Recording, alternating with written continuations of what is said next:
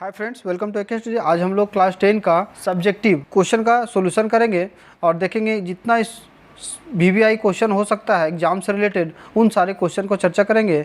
और इससे पहले वीडियो हमने ऑब्जेक्टिव क्वेश्चन का अपलोड कर चुके हैं। यदि आप उसे नहीं देखे हैं तो उसका लिंक आई बोल पे मिल जाएगा, आप वहाँ पे जाके इसको देख सकते हैं। तो चलिए बिना देर किए हुए क्लास को स्टार्ट करते हैं।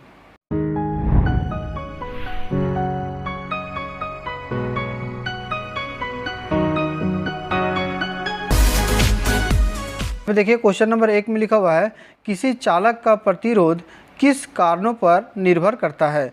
कोई भी चालक होता है तो उसमें जो प्रतिरोध होता है वो उसका क्या क्या कारण हो सकता है जो उसके प्रतिरोध को निर्भर करता है।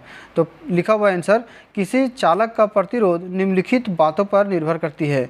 क्या है नीचे देखिए, पॉइंट नंबर 1 में चालक की लंबाई पर अर्थात आर व्युत्क्रमानुपाती आई होता है।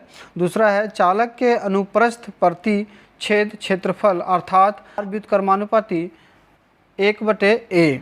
तीसरा है चालक के प्रतिरोधकता पर अर्थात आर पी। इस प्रकार R = P/1/a।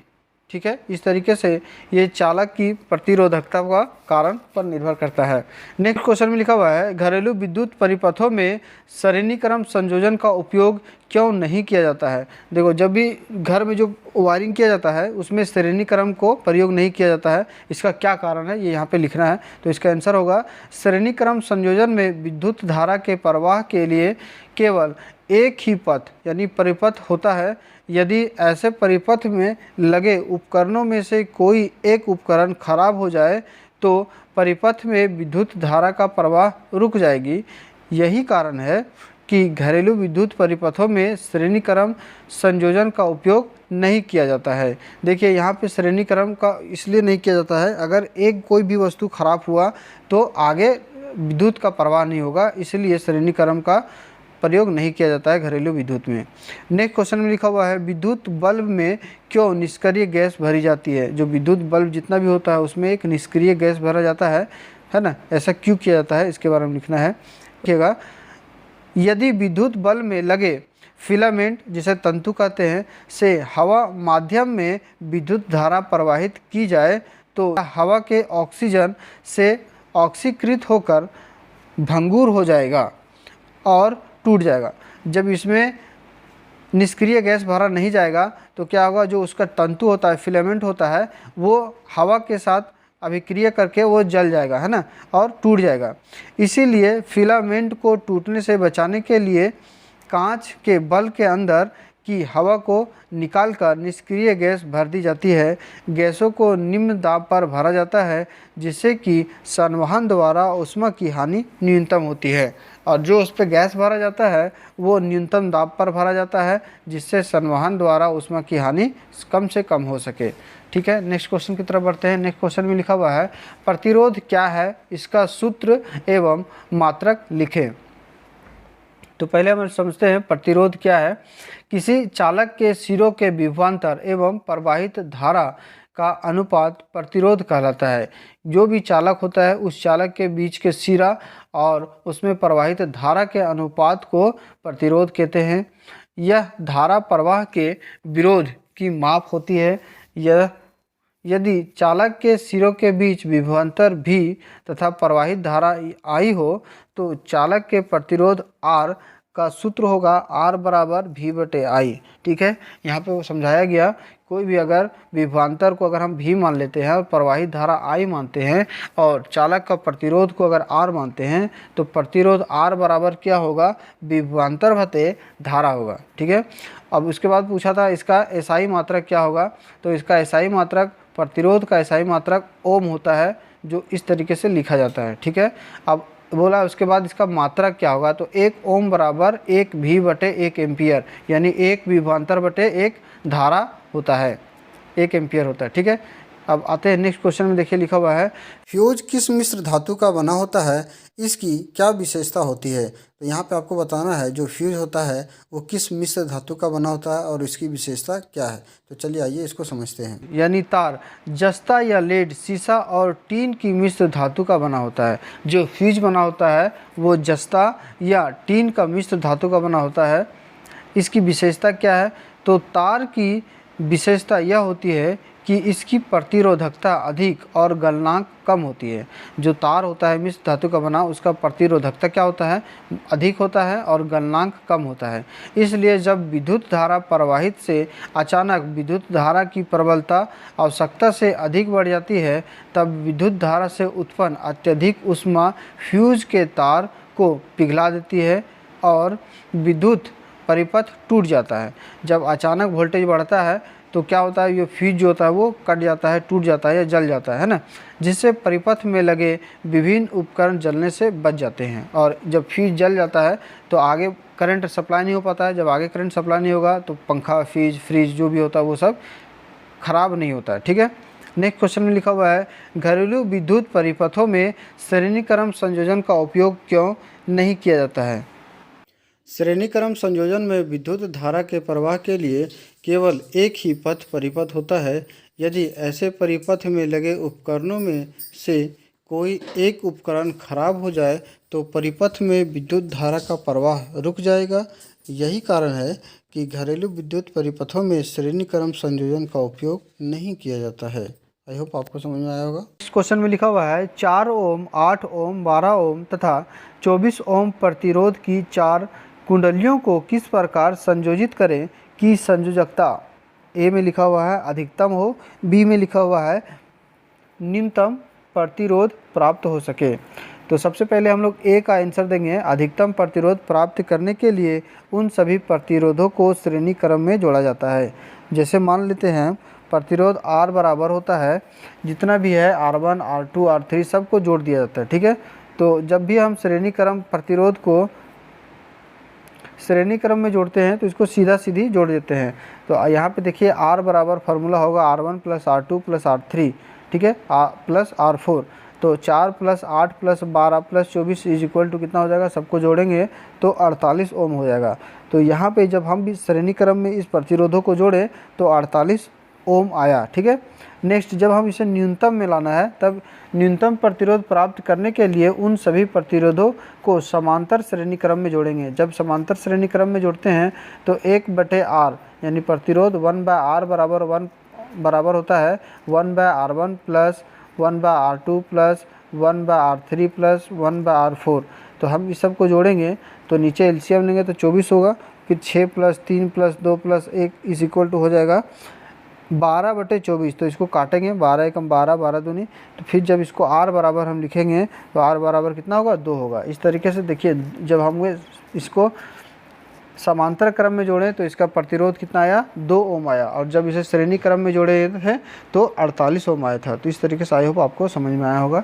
नेक्स्ट क्वेश्चन की तरफ बढ़ते हैं। यहाँ पे लिखा हुआ है, अब चित्र वाला भी क्वेश्चन आता है तो ये भी बहुत इंपॉर्टेंट क्वेश्चन है। प्यारे बच्चों, जितना भी क्वेश्चन है यहाँ पे डिस्कशन किया गया है वो सारा एग्जाम में आपको आने वाला है। ठीक है, तो इसे ध्यान से आप कर लेना है, अपने दोस्तों को भी इसको शेयर करना है। यदि आप हमारे चैनल में पहली बार आए हैं तो चैनल को भी सब्सक्राइब कर लें, साथ ही साथ बेल आइकन को ऑन कर लें। इससे प्रॉफिट होगा, हमारे चैनल में जो भी वीडियो एग्जाम से रिलेटेड या फैक्ट को अपलोड किया जाएगा उसका नोटिफिकेशन आपको सबसे पहले मिलेगा। नेक्स्ट क्वेश्चन में लिखा हुआ है, निम्न चित्र में दर्शाए गए परिपथ के आधार पर निम्नलिखित को परिकलन कीजिए। जो यहाँ पे चित्र देखिए दिखाया गया है, इस चित्र को देखना है और नीचे जो क्वेश्चन पूछा गया है, जैसे प्रत्येक प्रतिरोध के में प्रवाहित धारा का मान ज्ञात कीजिए। दूसरा क्वेश्चन पूछा है परिपथ में प्रवाहित कुल धारा का मान निकालिए। तीसरा में बोला है परिपथ का कुल प्रवाही प्रतिरोध, इसमें कितना प्रतिरोध प्रवाहित हो रहा है ये निकालना है। तो एक एक करके हम लोग सॉल्व करते हैं। पहले ए में लिखा हुआ है प्रत्येक प्रतिरोध में प्रवाहित धारा का मान निकालिए, धारा निकालना है। तो इसका आंसर होगा दर्शाए गए परिपथ में 3 प्रतिरोधों को संयोजन समांतर यानी पासर क्रम में है, अतः प्रत्येक प्रतिरोध के लिए विभवांतर का मान समान होगा यानी V बराबर 12 वोल्ट होगा। ठीक है, क्योंकि ये पासर क्रम में जोड़ा गया है। और R1 बराबर 5 ओम दिया हुआ है कि प्रतिरोध में प्रवाहित विद्युत धारा, जो ऊपर R1 में है उसमें कितना प्रतिरोध जा रहा है ये हमको निकालना है। इसलिए R1 बराबर 5 ओम के प्रतिरोध में प्रवाहित विद्युत धारा, ठीक है। I बराबर होता है फार्मूला V/R, तो V का मान 12 है, R1 का मान 5 है, तो 12 को 5 से भागा देंगे तो 2.4 एम्पियर आया। अब R2 अगर हम निकालेंगे तो R2 में देखिए R2 बराबर है 10 ओम, तो 10 ओम प्रतिरोध में प्रवाहित विद्युत धारा I बराबर होता है V/R2, तो V का मान 12 है, R2 का मान 10 है, तो ये आया 1.2। और अगर R3 का मान निकालेंगे तो R3 में दिया हुआ है 30 ओम के प्रतिरोध में प्रवाहित विद्युत धारा, तो I बराबर होता है V/R3, तो V 12 है और I मेरा R मेरा 30 है, तो 12 को 30 से भागा देंगे तो 0.4 एम्पियर आया, ठीक है। तो इस तरीके से प्रत्येक प्रतिरोध में विद्युत प्रवाहित धारा कितना आया, I1 बराबर आया 2.4 एम्पियर, I2 बराबर आया 1.2 एम्पियर और I3 बराबर आया 0.4 एम्पियर। नेक्स्ट क्वेश्चन बी में लिखा था परिपथ में प्रवाहित कुल धारा का मान, तो सारा धारा को जोड़ देंगे। अभी हम यहाँ पे निकालें परिपथ में प्रवाहित धारा, कुल धारा बराबर I बराबर लिखेंगे तो I1 plus I2 plus I3। I1 का मान आया था 2.4, I2 का मान आया था 1.2, I3 का मान आया 0.4, सबको जोड़ेंगे तो आया 4.0 एम्पियर, ठीक है। नेक्स्ट क्वेश्चन लिखा हुआ है सी में परिपथ का कुल प्रभावी प्रतिरोध, इसमें कितना प्रभावी प्रतिरोध है, तो लिखेंगे परिपथ का कुल प्रभावी प्रतिरोध R बराबर V/I, फार्मूला होता है R बराबर V/I, तो V का मान है 12 और R का मान आया 4, इसको भागा देंगे तो 3 ओम आएगा, ठीक है। इस तरीके से इसका आंसर हो गया। नेक्स्ट क्वेश्चन की तरफ बढ़ते हैं। नेक्स्ट क्वेश्चन में लिखा हुआ है ओम का नियम क्या है, इसे कैसे सत्यापित किया जाता है। देखिए ये क्वेश्चन बाबू बहुत इंपॉर्टेंट है, ये हर बार एग्जाम में पूछा जाता है, ठीक है। तो ओम का नियम क्या है ये पहले समझते हैं।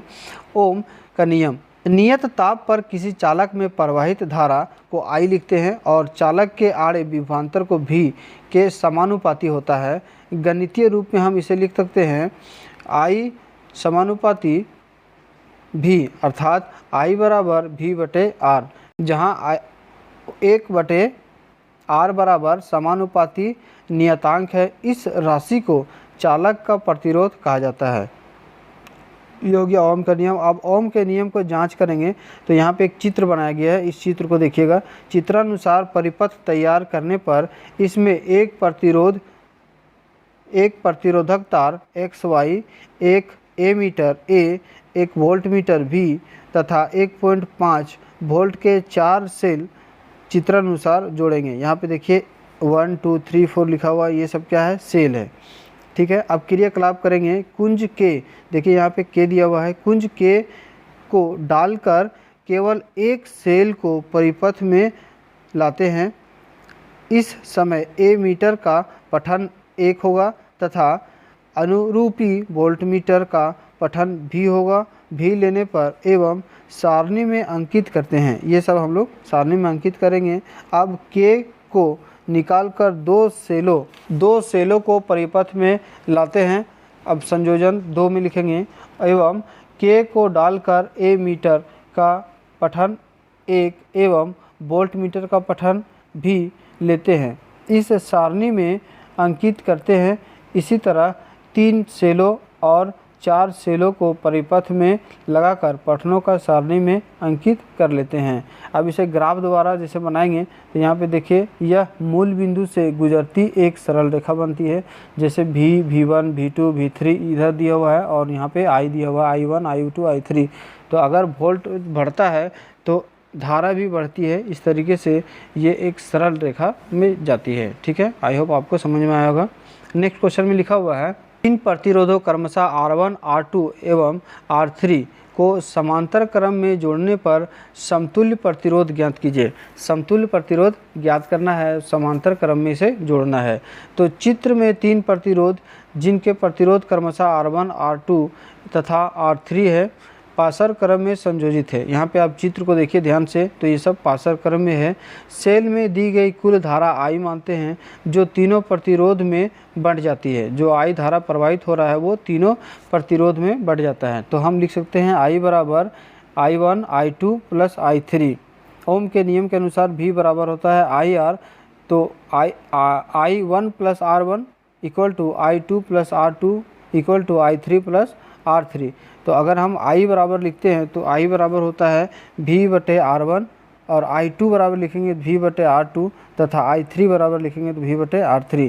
क्योंकि यहाँ पे आप फार्मूला देख सकते हैं V बराबर IR है, तो हम I निकालेंगे तो ये V/R हो जाता है। ठीक है, अब समीकरण 1 और 2, तो समीकरण 1 में था I बराबर I1 plus I2 plus I3। ठीक है, और इसको समीकरण 1 में इसका मान रखेंगे। तो समीकरण 1 में अगर हम I बराबर लिखेंगे तो I बराबर क्या था, V/R1 plus V/R2 plus V/R3। अब यहाँ से कॉमन निकाल लेंगे अगर V, तो बचेगा 1/R1 plus 1/R2 plus 1/R3। तो ये हो गया। ठीक है, यदि इन तीनों प्रतिरोधों का समतुल्य प्रतिरोध अगर हम इन तीनों को R मान लेते हैं तो R प्रतिरोध के सिरों के बीच V विभवांतर लगाने पर उससे I विद्युत धारा प्रवाहित होगी, जहां I बराबर V/R होता है। इसको समीकरण नंबर 3 मान लेते हैं। समीकरण 2 और 3 से तो 1/R1 बराबर 1/R बराबर क्या होगा, 1/R1 plus 1/R2 plus 1/R3, यही सिद्ध हो गया। ठीक है, आई होप में आया होगा। एक नेक्स्ट क्वेश्चन लिखा हुआ है, 3 प्रतिरोध क्रमशः R1, R2 एवं R3 को श्रेणी क्रम में जोड़ने पर तुल्य प्रतिरोध ज्ञात कीजिए। अभी हमने सिद्ध किया पार्श्व क्रम में, अब इसे श्रेणी क्रम में सिद्ध करेंगे। तुल्य प्रतिरोध वह एकल प्रतिरोध है जिससे एक सेल उतनी ही धारा भेजता है जितनी श्रेणीबद्ध प्रतिरोध से। जैसे इस चित्र को आप ध्यान से यहाँ पे देखिएगा, ओम का नियम प्रत्येक प्रतिरोध पर लगने पर R1 बराबर विभवांतर IR1 होता है। इसी प्रकार R2 का विभवांतर होगा IR2, R3 का विभवांतर होगा IR3। अब कुल विभवांतर V से हम डिनोट करते हैं, तो V बराबर क्या लिखेंगे, V1 plus V2 plus V3, और V1 बराबर क्या होता है IR1, IR2, IR3। तो हम यहाँ से तीनों से I को कॉमन ले लेंगे तो R1 plus R2 plus R3 आता है। अब देखिए तुल्य प्रतिरोध R हम लेते हैं, RS मान लेते हैं जो कुल प्रतिरोध है, तो समान धारा I प्रवाहित होगी। ओम के नियम से V बराबर IR होता है। ठीक है, तो अब समीकरण 1 और 2 को हम जब तुलना करेंगे तो IR बराबर क्या हो जाएगा, I into R1 plus R2 plus R3। तो हम R बराबर अगर हम निकालेंगे तो यहाँ पे I कैंसिल हो जाएगा, तो R बराबर क्या होगा, R1 plus R2 plus R3। इस प्रकार तुल्य प्रतिरोध श्रेणी क्रम प्रतिरोध के योग के बराबर होता है। तो आई होप आपको समझ में आया होगा। आज इस वीडियो में इतना ही रखते हैं, नेक्स्ट वीडियो में हम और इम्पोर्टेंट क्वेश्चन दूसरा चैप्टर से लेकर आएंगे। प्यारे बच्चों, सभी क्लास के वीडियो चैप्टर वाइज देखने के लिए हमारे चैनल को सब्सक्राइब करें, साथ ही बेल आइकन को ऑन कर लें। उसके बाद एक के स्टडी को टच करें, उसके बाद आप होम पेज पर आ जाएंगे। होम पेज में आने के बाद प्लेलिस्ट को टच करें। प्लेलिस्ट को टच करेंगे तो यहाँ पे क्लास वाइज वीडियो को अपलोड किया गया है, उसे आप पूरे चैप्टर वाइज देख सकते हैं। Thanks for watching. एक के स्टडी ऑलवेज विद यू।